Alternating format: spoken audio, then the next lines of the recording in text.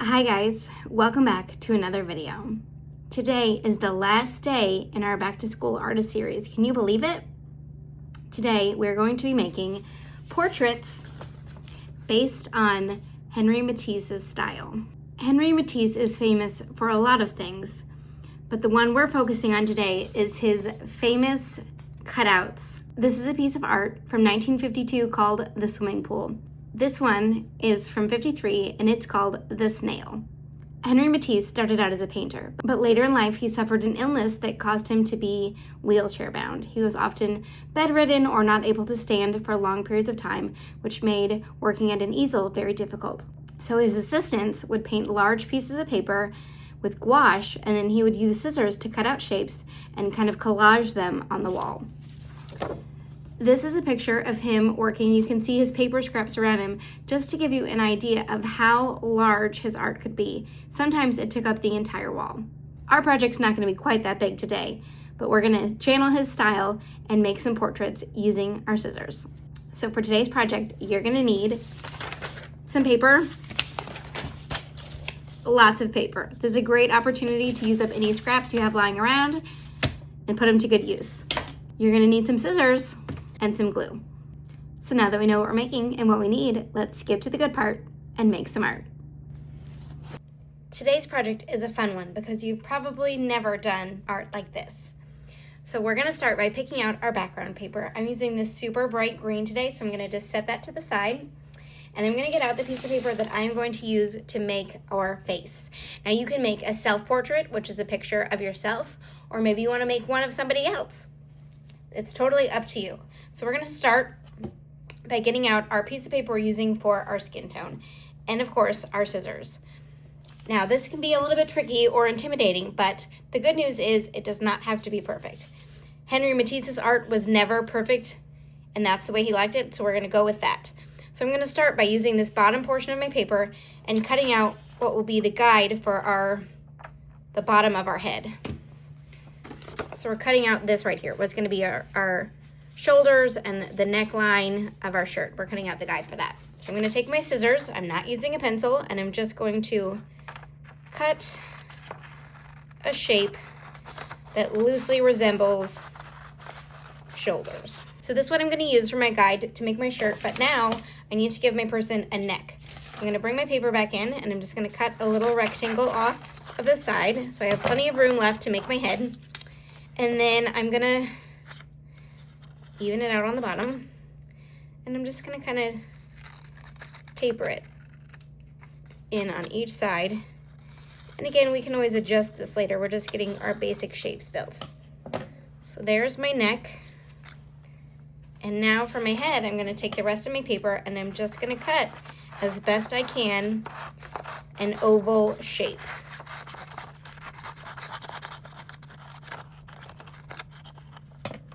Now, you might be looking at what's supposed to be an oval shape for your head and thinking, that is not an oval.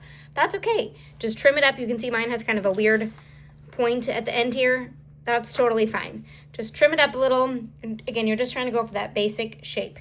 So now I'm going to use my background and kind of lay out my design a little so I can see what it looks like.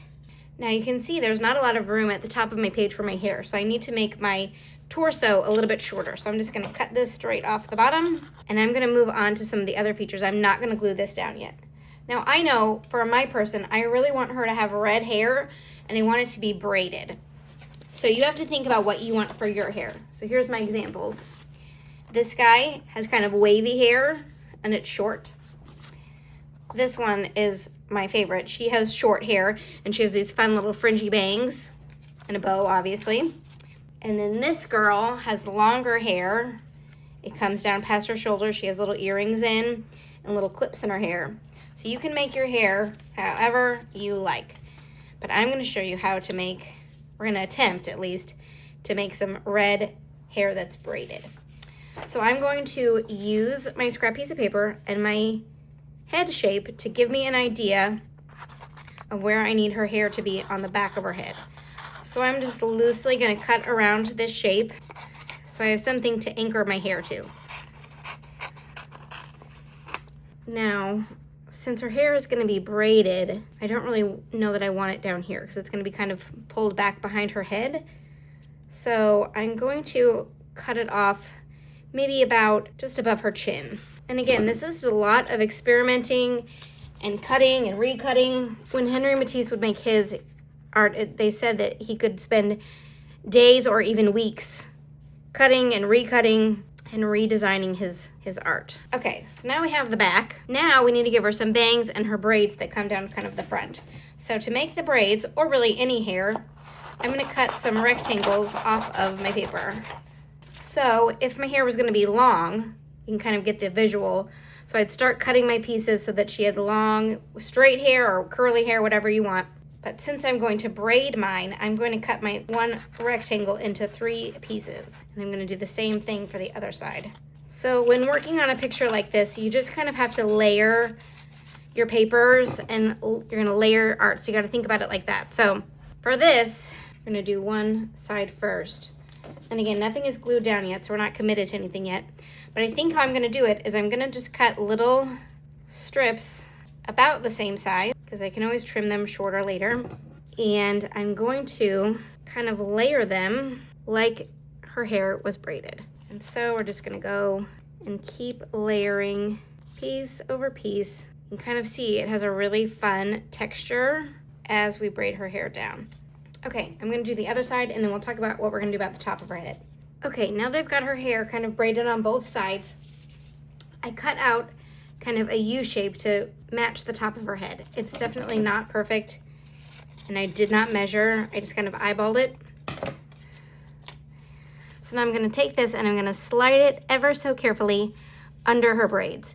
And again, if you're doing a different hairstyle, you're going to do the same thing. You need a kind of a piece that goes on top of their head that shows they have hair up there. And then my inside circle that I had right here, that was a part of this that I cut out.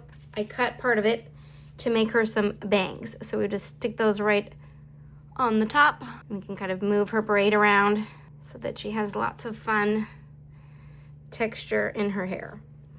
Now, at this point, if you're getting frustrated that everything's kind of sliding around because nothing is attached yet, you can go ahead and glue your head down and glue your hair down just so that it's a little bit easier to maneuver. I'm gonna leave mine loose still, but if you're having trouble, go ahead and glue your head in place. And you can kind of fluff up her bangs a little. Okay, just for conversation's sake, let's say she didn't have red hair and she was gonna have different hair. Again, I'd cut out this kind of half circle shape, and then I would cut out the middle for where her face was gonna be. And I would stick this on top of her head. And now, in order to make it look like she's not wearing a helmet, you can cut some waves into it, or you're just gonna cut a little bit of texture, or even just some extra pieces to lay over top. Just, it's kind of hard to see with the black, but just so that it looks like it has some movement, it has some life to it, and it's not just a big blob on top of their head. So see, I'm just cutting kind of wavy chunks of paper and layering that on top of my shape so that it gives it some more dimension. If you're doing a different hairstyle. Go back to this guy. You can see there's kind of the piece in the back, and then this is 2 different, maybe even 3 different pieces of paper that is kind of layered on top, so it looks like he has. Okay, I'm gonna slide her up just a little, and I'm gonna come back to my bottom piece right here and make her shirt.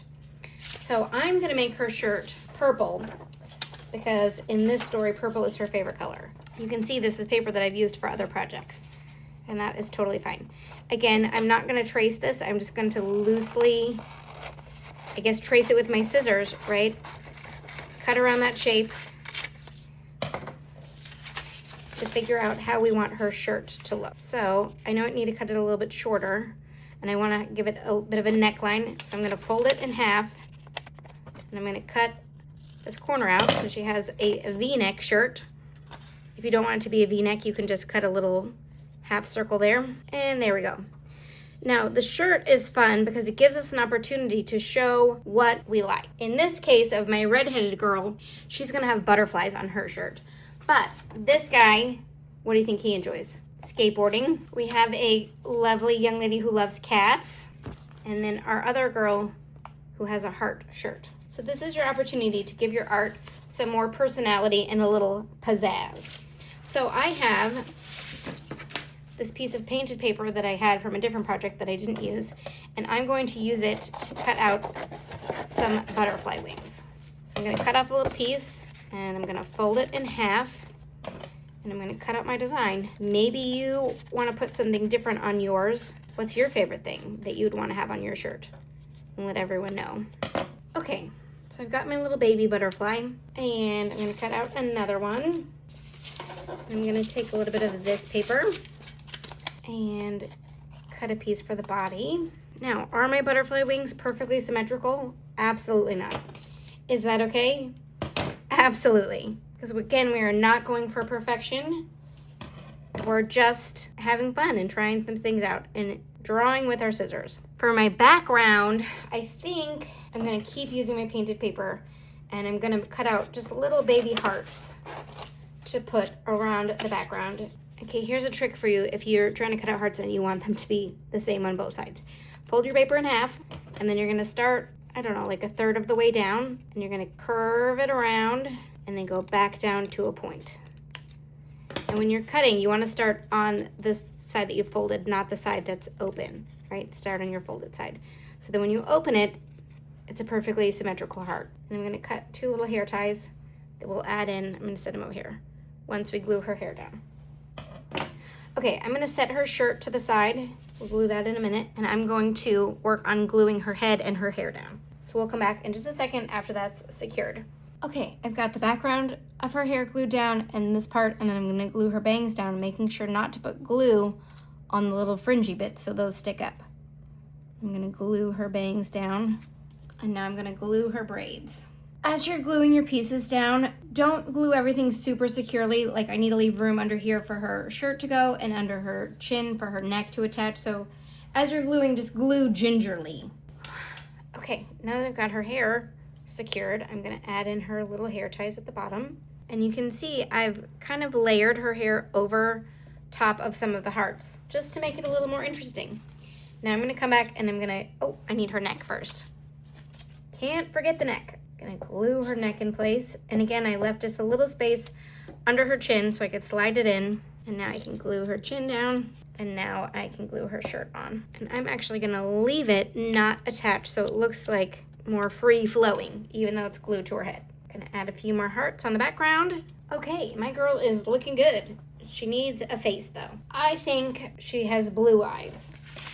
If you're making yourself, you can run and look in the mirror and see what color your eyes are and grab a piece of paper to match. I'm just going to take my scissors and cut 2 circles relatively the same size, ideally. We'll try. Now, there's no rule saying that you can't get a pencil and trace something out or draw something before you do this. Absolutely. If you're more comfortable drawing it first, then by all means, go for it. It's your art. But I would encourage you to try to just use scissors if you can. She's missing a few things. First of all, she needs the little shinies in her eyes so she doesn't look quite so scary. So I'm going to cut out smaller circles. Let's see, let's add a few more. Another key feature that she's missing is her eyebrows, obviously. She needs a good pair of red eyebrows. So got my red paper, and I'm just going to give her some little arch to her eyebrows here. Again, trying to make them relatively the same size, but it's okay if they're not. Now, she's getting a little better. She needs a nose. I like to do the nose. I like to just make a circle in the same color paper that I used for their skin. And then for the mouth, you have a lot of different options. You can give them a big open mouth, give them teeth. So I'm gonna get a little scrap of brown paper, and I'm just gonna cut her a little like half smile. Got a, what color is this? Tan colored pencil, and I'm just lightly going to shade around her nose so that it looks like she actually has one. And there she is. Rebecca's favorite color is purple. She loves butterflies so much that she has a butterfly garden in her backyard, and she has lovely red hair. What do you guys think? I'd love to see what yours looks like. So, what do you think? Drawing with scissors is not the easiest thing I've ever done, but it was definitely a lot of fun. I love Rebecca. She's super quirky and super fun. I hope you guys had as much fun as I did this month, making all of our artist-inspired art as we head back to school. Thank you so much for joining me. Keep exploring, keep creating, and keep making art. I'll see you next time. Bye.